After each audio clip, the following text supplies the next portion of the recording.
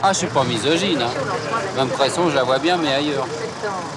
Je la vois bien chez elle, en train de faire le ménage ou s'occuper de ses enfants. Voilà.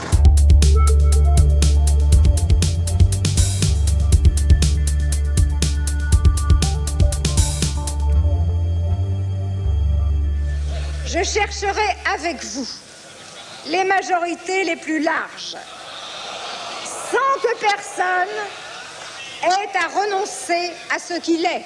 Là, vraiment, on est dans un système incroyablement monarchique. Regardez le parcours de Madame de Pompadour, regardez le parcours d'Édith Cresson. Il y a un parallélisme certain. J'ai entendu des députés derrière moi dire « elle est pas mal foutue, etc. Crois-tu qu'elle a un slip ?» Je me suis retournée pour leur demander si eux, ils en avaient un. Ah, je suis pas misogyne, hein. Même pression, je la vois bien, mais ailleurs. Je la vois bien chez elle, en train de faire le ménage ou s'occuper de ses enfants. Voilà.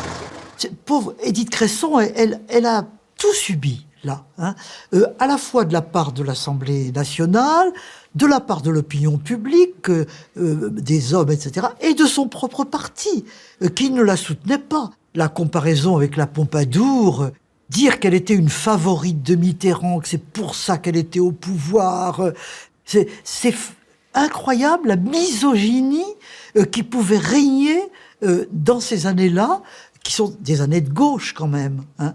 La gauche, franchement, ne donne pas non plus une bonne image d'elle-même à ce propos. Je pense qu'il y a eu des progrès tout de même. Je pense que ça serait plus possible maintenant. Et à la limite, voir la première ministre, c'est la deuxième expérience de première ministre avec Elisabeth Borne, c'est tout autre chose. Personne ne fait plus maintenant, il me semble, du moins, hein, de commentaires sur son physique, sur la manière dont elle est habillée, etc., etc. Hein, et elle-même a l'air tout à fait décontractée de ce point de vue-là. Il ne faut pas oublier que cette femme a fait Polytechnique, qu'elle a donc été aussi dans un milieu très masculin. Elle connaît tout ça. Et là, il me semble qu'il y a un progrès. Il y a un progrès qui me réjouit.